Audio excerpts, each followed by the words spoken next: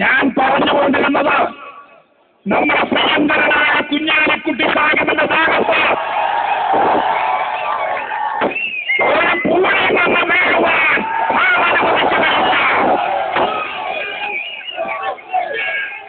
അദ്ദേഹത്തിന് എതിരായുള്ള ഗൂഢാലോചനകൾ നമ്മൾ തകർക്കും. അതെന്തൊരു കൃതിയാണ്? ഇവിടെ നിയമമില്ല. ഞാൻ ചോദിക്കുകയാണ്, 1997 തുടങ്ങിയൊരു കേസാണ്. കുഞ്ഞാലിക്കുട്ടി സാഹിബ് ഈ കേസിൽ ഉൾപ്പെട്ടിട്ടില്ല എന്ന് 97 മജിസ്ട്രേറ്റ് കോടതിയിൽ ഫയൽ റിപ്പോർട്ട് കൊടുത്തു.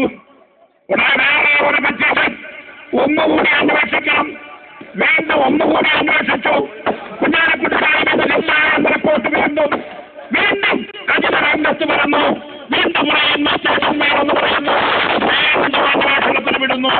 3ാമത് തവണയും അന്വേഷണം നടത്തിയിട്ട് കുഞ്ഞാലിക്കുട്ടി സാഹിബില്ല എന്ന് തെളിയുകയാണ്. അതിനായി ഹൈക്കോടതിയിൽ പോകുന്നു.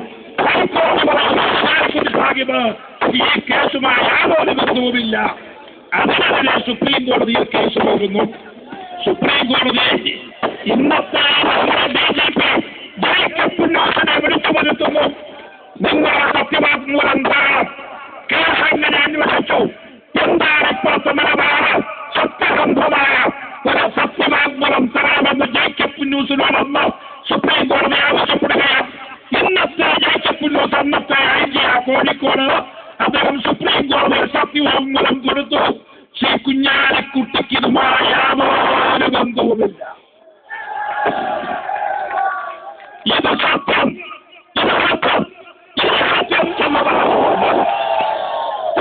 സത്യവാങ്മൂലം കൊടുത്തതിന്റെ അടിസ്ഥാനത്തിൽ സുപ്രീം കോടതി മുഴുവൻ പരിശോധിച്ചുകൊണ്ട് കുഞ്ഞാലിക്കുട്ടിയെ കുറ്റവിമുക്തരാക്കി പ്രഖ്യാപിച്ചു എന്ന് മാത്രമല്ല, ഇത്തരം കേസുകളുമായി കോടതിയിലേക്ക് ആരും വന്നുകൂടാ എന്നൊരു വിലക്ക് വരെ സുപ്രീം കോടതി കൊടുത്തിട്ടുള്ള പശ്ചാത്തലത്തിൽ ഇങ്ങനെ കുളിച്ചുകൂടപ്പെട്ട ശവത്തെ വീണ്ടും പൊക്കിയെടുത്തുകൊണ്ട് വന്ന് യുഡിഎഫിനെതിരെ, മുസ്ലിം ലീഗിനെതിരെ, കുഞ്ഞാലിക്കുട്ടിക്കെതിരെ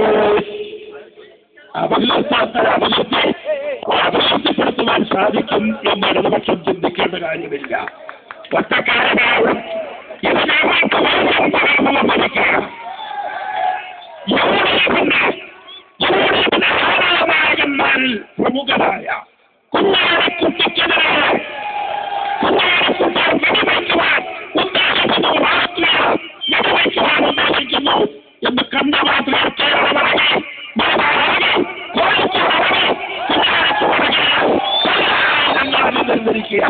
അവിടെ ഞാനെന്റെ വാക്കുകൾ സമീകരിക്കുക. മുഖ്യമന്ത്രി അവിടെ ഇരിക്കുന്നത് പറയാനുള്ളൂ. കുഞ്ഞാലിക്കുട്ടി സാഹിബ് ഒരു വല്ല ഗുരുതരമായ ഒരു വെളിപ്പെടുത്തൽ നടത്തിയിട്ടുണ്ട്. അദ്ദേഹം പറഞ്ഞു, എനിക്കെതിരെ വലിയൊരു ഗൂഢാലോചന നടന്നു. അതിൽ രാഷ്ട്രീയക്കാരുണ്ട്, മാധ്യമപ്രവർത്തകരുണ്ട്, സാംസ്കാരിക പ്രവർത്തകരുണ്ട്, ഉദ്യോഗസ്ഥരുണ്ട്, ബിസിനസ്സുകാരുണ്ട്. മുഖ്യമന്ത്രിയുടെ ഓഫീസുമായി ബന്ധപ്പെട്ട ഗൂഢാലോചന നടന്നിരിക്കുന്നതായെന്നും സൂചനയുണ്ട്. ഇന്നലെ PSP ശശിയും പറഞ്ഞു കഴിഞ്ഞു. ഇതിന്റെ അടിസ്ഥാനത്തിൽ ഞാൻ മുഖ്യമന്ത്രിയോട് പറയുന്നത്, ഇതിനെ സംബന്ധിച്ചിടത്തോളം മാറണം, സത്യം പുറത്തു വരണം. ആരാണ് ഗൂഢാലോചന നടത്തിയത്? ഗൂഢാലോചന ആരൊക്കെ ഉണ്ട്? ഇതൊക്കെ മനസ്സിലാക്കാൻ കേരളത്തിലെ ജനങ്ങൾക്ക് അവകാശമുണ്ട്. ഗൂഢാലോചനക്കാരെ പുറത്തു കൊണ്ടുവരണം, അവരെ കയ്യാമൊടുക്കണം എന്ന് നമ്മൾ ആവശ്യപ്പെടുകയാണ്. ഇത് സംബന്ധിച്ചൊരു പരാമർശനം നടത്തുവാൻ മുഖ്യമന്ത്രി മുന്നോട്ട് വരണം. അല്ലെങ്കിൽ ഇത് പ്രത്യാഘാതം ഗുരുതരമായിരിക്കും. ശ്രീ ഉമ്മൻചാണ്ടിയുടെ യാത്ര തിരുവനന്തപുരത്ത് അനന്തപുരമെത്തുമ്പോൾ കേരളത്തിൽ ഭയങ്കരമായ ഒരു കോളിളക്കം വന്ന് ഇതൊരു ഭരണമാറ്റത്തിലേക്ക് ഇത് നയിക്കുന്നു എന്ന് കണ്ടപ്പോൾ വളരെ ഇടതുപക്ഷം വളരെ ചില നിക്ഷിപ്ത കേന്ദ്രങ്ങൾ അവനൊരുക്കിയ ബോംബായത്, അവനൊരുക്കിയ ടൈം ബോംബാണ്. പക്ഷേ ഈ ടൈം ബോംബ് നേരത്തെ പൊട്ടിപ്പോയി എന്നുള്ളതേ ഉള്ളൂ. കാരണം പൊട്ടിപ്പോയി. ഇപ്പോൾ ഇവര് താൻ കുത്തിയ കുഴിയിൽ താൻ തന്നെ വീണിരിക്കുന്നു. നമുക്കെതിരെ കുത്തിയ കുഴിയിൽ ഇടതുപക്ഷം വീണിരിക്കുന്നു, മുഖ്യമന്ത്രി വീണിരിക്കുന്നു. അടിക്കിലെ വീഴുന്നത് പോലെയാ ഇടതുപക്ഷം മുഴുവൻ അതിനകത്ത് വീണിരിക്കുക. ഇനി അവരെ തീരുമാനിക്കട്ടെ, അവരെ യാത്ര ഞാൻ അങ്ങോട്ട് വിശദീകരണം നൽകട്ടെ. അത് നൽകിയില്ലെങ്കിൽ ഗുരുതരമായ പ്രത്യാഘാതം ഉണ്ടായിരിക്കും. അവിടെ എത്രയും ഒരു പരസ്യാന്വേഷണം ഇത് സംബന്ധിച്ച് വെക്കണം എന്നാവശ്യപ്പെട്ടുകൊണ്ട് സ്നേഹിതരെ കുഞ്ഞാലിക്കുട്ടി സാഹിബിനെല്ലാം മംഗളങ്ങളും ഞാൻ ആശംസിച്ചുകൊണ്ട് ഞാൻ സംഘടിക്കട്ടെ.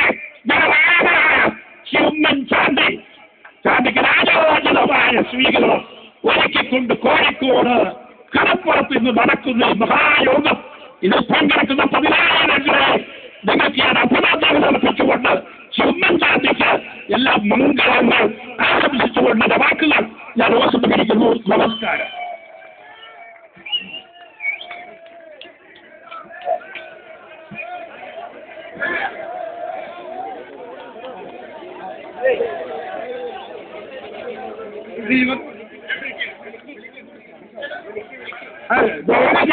സ്റ്റേജിന്റെ മുമ്പ് മാറി വെക്കണം.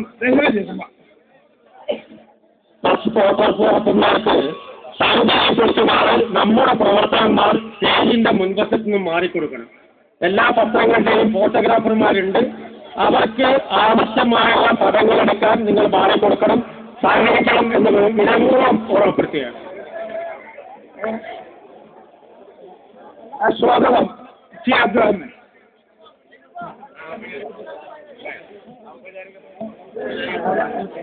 പ്രിയമുള്ള നേതാക്കന്മാരെ, സുഹൃത്തുക്കളെ, ഒരു ഔപചാരികമായ ഒരു തുടക്കമെന്നുള്ള കുട്ടി സാഹിബ്